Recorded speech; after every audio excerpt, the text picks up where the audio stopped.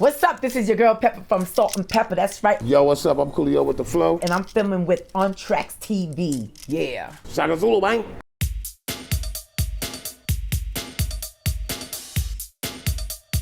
We were on the I Love the 90s tour, which is amazing. It's like our second year right now, and I already looked at my calendar and it's going into my third year, which is amazing. I feel blessed, relevant. I thank my fans. Everyone loves the 90s, and the lineup for the I Love the 90s tour is amazing. You know, you got Vanilla Ice, you got Coolio, you got Color Me Bad, you got Young MC, you got Tone Loc, of course you got your Babion, you got your Salt N Pepa girls representing for the girls. So yes. Proper amazing lineup yes. to make everybody very nostalgic. It is. I think, what do you think is so great about the 90s sort of culture in comparison to some of the other genres? You know what it is? Especially in hip hop, coming out, the main question was will hip hop last? And, is it just a overnight success? That was always the main question. How long do you think hip hop would last? As you see, it's here to stay. But I think the 90s was just that, oh, shit, this is something, it's a music, it's a style, the fun, the fashion, the everything. You own it. It was street. It was different. It was little rebellious, you know? Yes. A lot of 90s fashion I wasn't really with. I didn't really go for the big baggy pants and all that. That wasn't really my thing. But on stage I mostly wore khakis. I mostly wore Dickie suits. Yeah. That was my attire for the stage. Every once in a while I would wear a suit or something like that. It depends on where I was and what I was doing. What type of thing you were going to, yeah. And then I would wear shorts sometimes even if it was hot.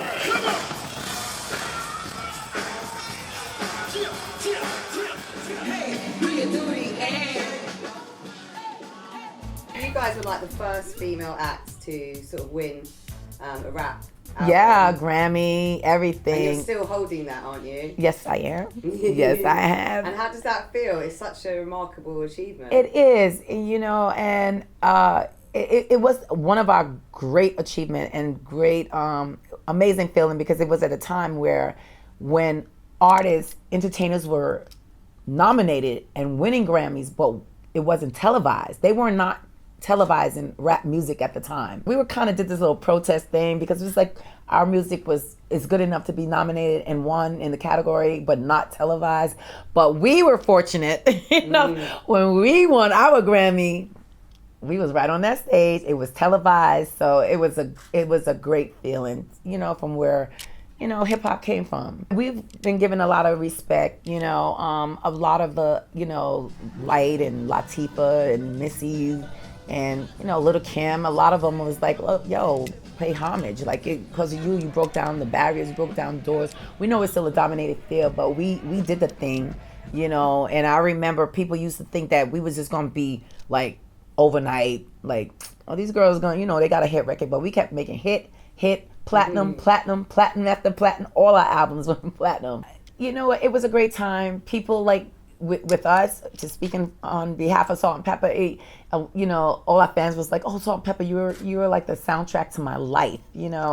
We got them through college, we got them through relationships, we were that girl next door. We were very approachable. We loved what we did. We loved our fans. We were so humble. We're one of those celebrities that don't know we were celebrities. Because, down to earth. Yeah, I appreciate it. I always say it's a partnership between, Salt N Pepa, me, and my fans. Because what I brought to the table and for my sick fans to receive it and just been there for me to this day.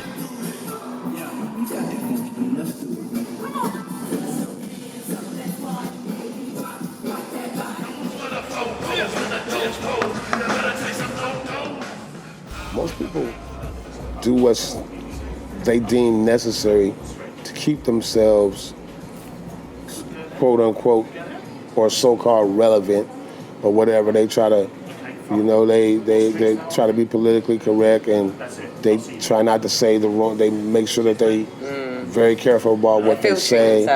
Yeah, I have a filter, but I don't have a censor. if it's something I truly feel, I'm gonna say it. Yeah. And versus with other people, they don't say what they truly feel. They'll actually, if they don't want to answer the question, they think that it's gonna be something that people wouldn't like to hear from them, they'll say next question. It's 31 years for us in the game, Salt N Pepa, still doing our thing. And it's because of the fans, and it's because of our timeless music and what we contribute to hip hop. We weren't put together. A lot of like groups are put together. We weren't put together. We actually met at college, and then we also worked at Sears together. And we were like those people who, you know, your Sears appliance, and we bug you for your maintenance agreement, your dishwasher, your fridge. And Martin Lawrence also worked there. Kid and Play worked there. But that's the thing. We have a true friendship before there was even anything about a Salt N Pepa coming into play. And so it was what we got. Our sisterhood is so real right now. We've been through it. We've been through a lot together. So it's almost like a relationship. It is a relationship. I tell her it's like we married, girl. But what about actually writing music? Did you find writing music or performing would be a positive outlet for you as well as listening? I mean, we went through it. It's family. I guess it's like a sister. You go through something. You know, you get in an argument with a family member. Communication, honestly, is the key. We did get in the game very young. We were like teenagers. We were babies, so we didn't really understand how to express ourselves then, and we held up a lot of things in. And then again, when it comes to music, here you got like at that time management and all these people that's trying to divide and conquer and like all this input, and we're stronger together than apart. You know, and that's what we had to learn. It's like I said, it's family. That's my. You're like in sync with each other. We're in sync. You know, she said something sweet to me the other day. She was like, you know, I didn't know that you can have more than one soulmate.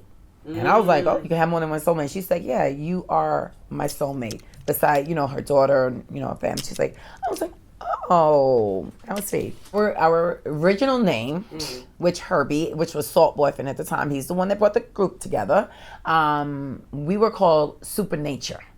And hated it. It was so formal. It was like, all right, Supernature. Feels like lightning and all type of thunder sounds is gonna come down every time you say, here comes Supernature. Yeah, you know, it just wasn't the same. So then we came up with when we did the first song, which was a hit, the Showstopper, which was the answer to Dougie Fresh and Slick Rick, the show. We did the Showstopper. We had a line inside the Showstopper that says, we go together like Salt and Pepper. And when the song was being played on the radio as a little tape, people were calling in, was like, who are them Salt and Pepper girls? Because they just remembered that line. They were like, oh, Salt and Pepper girl. No one took the Supernature. We didn't take the Supernature. So we were like, we're Salt and Pepper. We're so opposite. That's so us.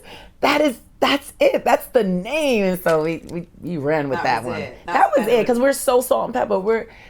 We're so opposite attract, and that's who we are. But then you work together well as well. Yeah, like I'm so edgy and crazy. When I'm about to fall over, she pulls me back, and then I always try to bring her to the edge because she needs to go to the edge a little bit. She's very conservative and reserved. So, but it works. We balance each other very well. Yin yang. Yeah, the yin and the yang. A lot of the songs that, especially some of the mainstream rappers and artists do, and I'm not talking about your Kendrick Lamars or your J. Cole's or your Hobsons. I'm talking about your Little Yachty's and your Kodak Blacks and your what's this other dude's name? 21 Savage. Those cats. The stuff that they do is stuff that I would be playing around on the mic with. Be like that. I'd be like, I'd be saying something silly. I'd be like, erase that, man. I was just playing. Yeah. Well, they make songs out of that stuff. Yeah. I remember going to concerts and seeing like Kumo D or Busy B or someone on the stage, and they're like dissing each other across from a stage. That couldn't probably happen now. They'd probably be like, what you say? Like, it can't be in the same room dissing. And that was kind of how the music was back then, But it evolved, and I'm happy that it's here. It's here, And like I said, because back then it was the question of how long would it last. People would laugh at me because I'll play a song to my feelings. I don't care if it's a slow song or he'd be like, oh, he just left me, and I'll put on this song. Everything, it's almost like Lemonade with Beyonce. Like I was going through something, not that she was going through that, but Lemonade was like, I will find a song like to deal with my emotion and the mood that I'm in. But growing up, yes. That's what the beauty of music is. Like you can identify. That's why people say for us, we were the soundtrack of their life. Like there were songs that, I remember when me and my girlfriend, we dyed our hair or cut my hair or I got in trouble for singing Let's Talk About Sex or pushing. Like there's stories. So many stories that people are nostalgic about. Yes, and you identify, and then it's like wow. And in our concert we apologize to all the women. We're like, I'm sorry, Salt N Pepa, sorry for getting you in trouble. Something I found quite interesting about Gangsta's Paradise, I know that people probably talk to you about that tune all the time, was that you kind of felt like when you wrote it, you just wrote and it just came from somewhere, and it almost felt like you'd been sent to sort of deliver it. I thought that was really interesting. Yeah, I'm Gangsta Paradise is its own entity. It was out there. It was already there. It was looking for a vessel through which to come through. Yeah. And it could have been anybody, but it chose me. Yeah. So it was kind of like your message. So it was kind of like I wrote it like this. Look at my face. Look at my face. No. It was like look at my eyes. See my eyes? Yeah. It was kind of like that. So it just that. came to you. Yeah. And do you think that's partly like something connected with you when you heard the beat? You were like, that's the beat, so it flowed with you. I heard LV singing the hook. And I immediately said, as I walk through the valley of the shadow of death, I take a look at my life and realize there's nothing left. I said that immediately, and I was like, oh, give me a pen. Wow. They gave me a pen, and That's magic. And I wrote it. And I don't think I really picked up the pen. I may have stopped once or twice and thought for a second. And then it was kind of like that. Yeah. So it was a natural flow. So it was divine intervention, definitely. Good.